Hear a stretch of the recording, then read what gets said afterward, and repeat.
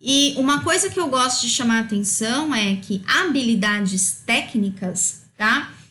Elas têm um prazo de validade. E por que elas têm um prazo de validade? Porque as mudanças, elas estão indo numa velocidade muito grande. E o que acontece? Aquilo que eu aprendi hoje, quando eu entrar no mercado, já está obsoleto e eu vou ter que aprender de novo. Então, esse é um dos pontos que o professor também precisa se atentar. Ele precisa, né, formar alguém que consiga continuar aprendendo mesmo quando não esteja mais na escola. E para que ele faça tudo isso, ele precisa entender como que a gente aprende de verdade, né? Eu falo isso porque eu já tive contato, assim, com muitos estudantes que você via, eu não entendo esse conceito de química, eu não entendo isso. E quando você vê na realidade, a deficiência da pessoa não está na química. Ela não sabe estudar, né? Ela estuda de um modo incorreto e às vezes é triste porque existe um esforço. Não é que a pessoa ela não está comprometida no processo. Às vezes ela está comprometida no processo, ela quer aprender, ela quer se desenvolver, mas ela não sabe como fazer. E aí ela vai, né, fazendo as coisas às vezes de uma maneira que não vai levar resultado. Então, aprender é algo extremamente importante. E para que o professor consiga formar alguém, tá, que tenha essa habilidade de conseguir aprender para sempre, ele também tem que entender como esse processo acontece. Essa é uma das habilidades do professor, né? Então, assim, agora o nosso papel vai muito além de transmitir conhecimento. Isso aí o aluno tem por onde. Agora, fazer com que o aluno entenda como que o processo acontece, desenvolver criatividade no aluno, tá? Quem me acompanha, quem tá no grupo do Telegram, né? Eu já até postei um vídeo de uma professora de São Paulo, que ela faz um trabalho na rede municipal, um trabalho totalmente voltado para metodologias ativas, numa escola que está localizada numa comunidade marcada por alta violência, né? As crianças não têm, os alunos dela não têm uma realidade, né, maravilhosa, muito pelo contrário, e ela desenvolve um projeto com os alunos de robótica, né? E é muito interessante porque o projeto estava inserido dentro de uma problemática dos alunos, porque quando chovia, os alunos não conseguiam ir para a escola por conta de alagamento. E por que o alagamento acontecia? Porque na comunidade tinha muito lixo nas ruas. Então, os alunos, eles fizeram, né, um projeto de remover esse lixo, tá? E automaticamente converter esse lixo em algo, né, que fosse gerar um benefício. E aí surgiu o projeto de robótica. Então, eles constroem, né, alguns projetos ali de robôs, de brinquedos, de jogos, a partir do lixo que eles retiram da própria comunidade.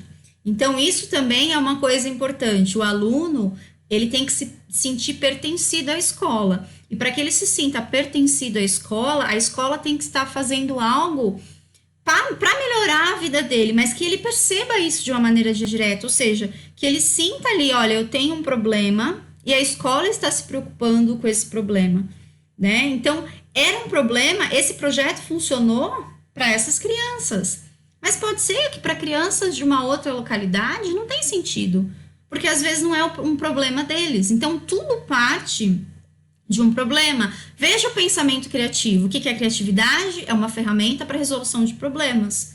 Então, a criatividade foi inserida para resolver o quê? Que problema? O problema do lixo. Tinha lixo na comunidade e o lixo causava alagamento. Então, agora remove-se o lixo e ainda converte o lixo em algo que é benéfico, e aí você tem todo um conhecimento de química, de física, enfim, de comunicação, porque eles geram um vídeo explicando aquele conteúdo, enfim, né? Tem um monte de variáveis ali, um monte de disciplinas, né? Isso é também um ponto que eu gosto de chamar a atenção. Hoje, quando você resolve uma situação, um problema, não existe mais um problema de química, de física, de matemática, tá tudo entrelaçado, né? Tudo faz parte. Por isso que a gente fala em relação a gente trabalhar com projetos, né? Então, esse é um ponto que acaba chamando muita atenção. E aí, pessoal, dentro de tudo isso, tá? Quero até ouvir de vocês aí, se vocês quiserem colocar aí no chat, né? Qual que é o papel do professor mediante a todas essas mudanças que nós estamos tendo, né? Enquanto muita gente fala, ai, o EAD vai suprir ali o trabalho do professor, e, enfim. Será mesmo que todas essas mudanças vão acabar com o trabalho do professor? Não é que vai acabar com o trabalho do professor, mas muitas coisas que o professor fazia, já não são mais necessárias, porque a gente tem outros recursos que nos dá essa informação. Mas isso não significa que ele está sendo obsoleto, né? E a escola hoje, se a gente voltar nessas habilidades aqui, são habilidades que não são tão técnicas, né? As habilidades técnicas, na realidade, elas estão inseridas por trás. Então, por exemplo, para resolver um problema, eu preciso de conhecimento técnico? Preciso. Mas o que eu preciso entender? Que para resolver aquele problema, eu preciso saber buscar um conhecimento técnico para entender. Então, o conhecimento técnico, ele está inserido por trás dessas habilidades. E ele é importante sim, tá? Mas essas habilidades aqui, se vocês forem ver, são habilidades características do ser humano. Como lidar com pessoas, como exercer a criatividade. Criatividade, pessoal, é algo tipicamente, né, falando em termos biológicos, do ser humano como um animal. Nós somos o único animal que conseguimos imaginar. O cérebro humano, né, basicamente é o único que consegue imaginar. O que é imaginar? Criar imagens, criar coisas no meu cérebro que eu não estou vendo. Eu consigo mentalizar agora um elefante branco. Não tem nenhum elefante branco aqui, mas eu consigo criar a imagem dele no meu cérebro. Os animais não têm, outros animais não têm essa característica. E a imaginação, ela está relacionada à criatividade. Então, todos nós nascemos extremamente criativos. Toda criança criativa é curiosa, pergunta, ela combina coisas que, né, muitas vezes a gente acaba bloqueando essas criatividades, né, e a gente se torna um adulto ali não tão criativo, mas todos nós nascemos criativos. Então, isso aqui, né, essas habilidades são habilidades características de nós, seres humanos. A função do professor é o quê? Estimular, são coisas que nós já temos, né? E a função do professor está o quê? E está em estimular, desenvolver tudo isso, tá? Eu não sei se vocês já ouviram falar da questão da sala de aula invertida, né? Que é um dos processos aí que a gente fala tanto hoje das metodologias ativas, que é o quê? O aluno, ele chega na sala de aula, ele já assistiu um vídeo, ele já teve acesso a um material sobre o conteúdo da aula, né? Ou seja, aquela aula mais, né, exploratória, que você vai explorar mais ali o conteúdo de uma forma mais teórica, ele vai ter acesso em casa.